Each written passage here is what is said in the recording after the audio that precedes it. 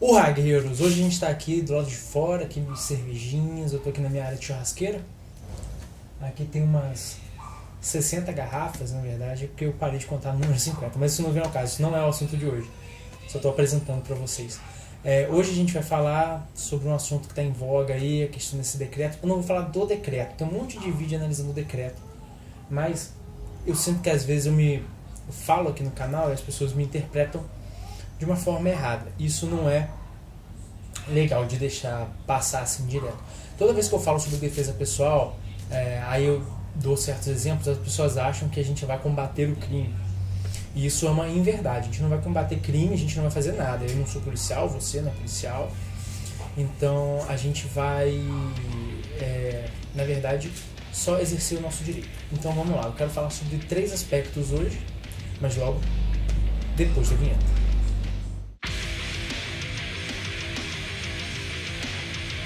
Mas antes de a gente começar a falar o nosso assunto, não esqueça de me seguir no Instagram, @MuriloGold e @canal Ferro e Fogo.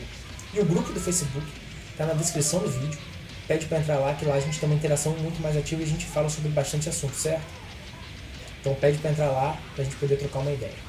Não esqueça de deixar aquele like e compartilhar para os amigos e ativa o sininho para você receber todas as nossas notificações, certo? Então, gente, se tiver algum barulho aí, é porque eu estou do lado de fora, estou na minha área de churrasqueira aqui. Então, dá essa alívio pra gente hoje. Então, vamos lá.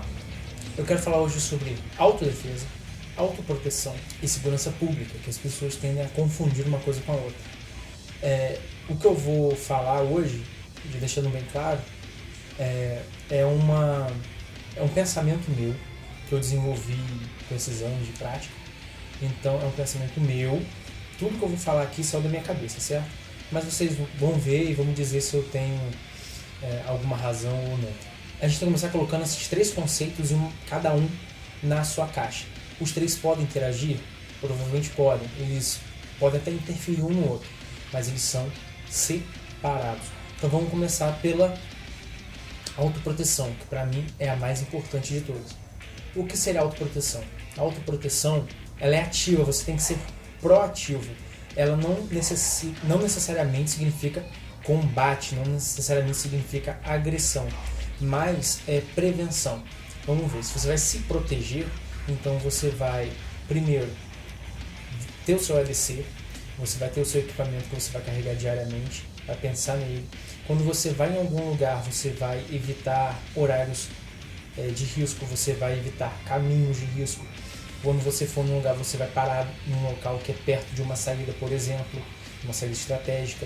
Quando você for trabalhar, quando você for estudar, quando você for para a rua de um modo geral, você vai pensar até nas roupas que você usa, uma calça mais resistente, um sapato mais confortável que você possa chutar e correr e escalar caso seja necessário. Isso tudo é o conceito de autoproteção. Você se protege, você se vigia e caso necessário seja, você ataca com antecipação à ameaça, certo?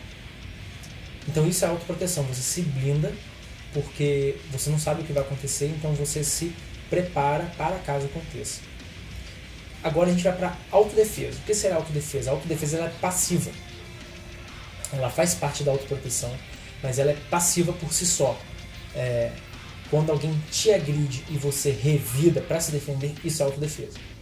Você está se defendendo. Aí você vai usar um sistema de combate, ou uma arma, ou qualquer coisa que você disponha para se defender ou defender uma pessoa de uma injusta agressão, certo? Então, isso a gente chama de autodefesa. Você é passivo nessa situação. Você pode ser pego desprevenido e você vai se defender. Essa é a autodefesa. E o que seria a segurança pública? A segurança pública nada mais é do que o dever do Estado de proteger o cidadão. Isso é política de segurança pública. Polícia, combate ao crime organizado, apreensão de drogas, tudo isso hoje é política de segurança pública. Então por que as pessoas tendem a pensar que quando a gente fala sobre armas, quando a gente fala sobre facas, quando a gente fala sobre armas de fogo, as pessoas tendem a pensar que a gente vai combater bandidos ou que isso influenciaria na segurança pública? Porque a gente foi condicionado a pensar desse jeito. Inclusive, quem não deveria pensar dessa forma, que são as pessoas que defendem o porte de arma, defendem o direito à legítima defesa, elas estão pensando nisso. Elas já pensam em se armar e estão pensando, o Bolsonaro ganhou, então a gente vai poder andar armado e a criminalidade vai cair. Você não tem que pensar desse jeito, porque isso não é uma preocupação sua, é uma preocupação do Estado. O governo é eleito para lidar com isso. Isso não é uma preocupação do cidadão. O cidadão tem um direito à legítima defesa. Caso você tenha que revidar um bandido, é uma consequência do seu direito à legítima defesa. Mas você não pode sair por aí falando que você vai abaixar o índice de criminalidade porque você tem o direito de se defender, porque quando você fala isso, você está nivelando a conversa para quem quer que a conversa seja rasa, para quem quer que fique assim, falando aquele argumento fácil de desmontar, que o cara fala assim, então, para quem tem polícia, a polícia treinada tá morrendo na rua e você vai resolver problema com o bandido. Cara, para com esse negócio. Sempre que alguém vier falar com você sobre qualquer coisa de armamento e ele jogar segurança pública nesse patamar, você vai falar o seguinte: eu não sou policial, eu não quero caçar bandidos, eu não vou resolver o problema de segurança pública, eu quero ter o meu direito, que me foi cerceado no referendo de 2005, eu quero ter o meu direito de me armar.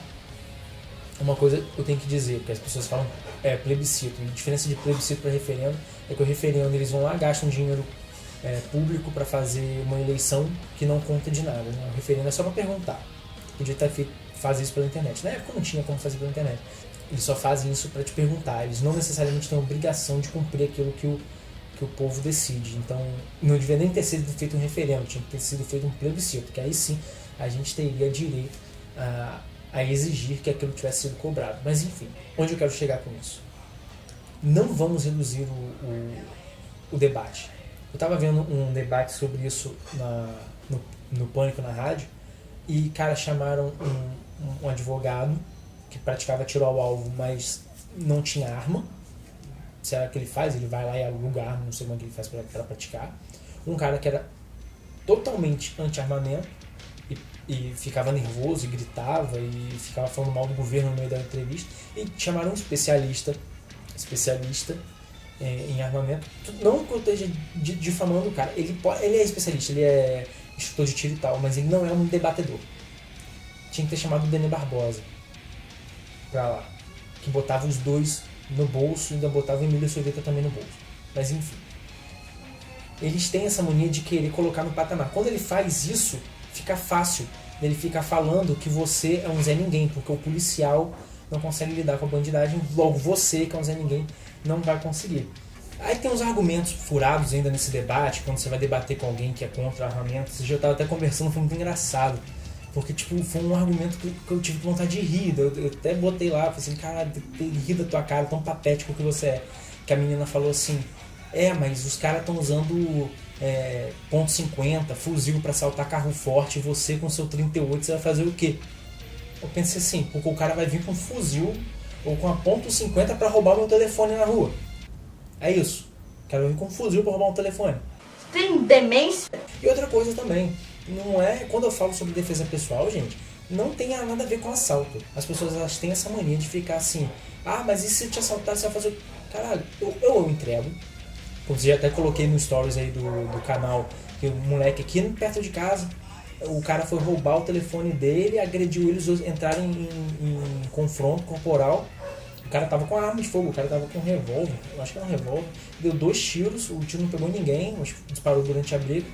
E nessa, era um moleque de 17 anos que estava sendo assaltado, puxou um canivete e largou na costela do assaltante. Perfeito, a galera até ficou me zoando no grupo, falando assim, o jogo, foi você? Eu falei, não fui eu não, cara. Mas assim, é que as pessoas elas não entendem esse conceito. Hoje em dia a cultura de ser submisso a assalto é tão grande que as pessoas esquecem que você pode arrumar uma briga em qualquer outro lugar porque você esbarrou na pessoa e pode ter um cara maluco e querer te bater. Às vezes autodefesa e autoproteção ela não tem absolutamente nada a ver com combate ao crime ou com se defender necessariamente de assalto. É se defender de uma agressão. E você pode ser agredido por qualquer um. Você pode ser agredido por um cara que não tá bem nesse dia. Esse cara pode partir pra cima de você, te xingar, achar que você olhou pra mulher dele, o cara tá bêbado. Você tem que saber se defender. Você tem que poder se defender. Você tem que poder defender os outros. E como que a autoproteção e como que a autodefesa e o porte de armas, tanto as de fogo quanto as lâminas, elas podem alterar a balança, alterar o equilíbrio bandido-cidadão e mexer na segurança pública. Bom, é meio que simples. Vamos falar o seguinte. O desarmamentista ele fala assim: para que você precisa de armas se você tem polícia? Aí eu falo, tá bom, tudo bem.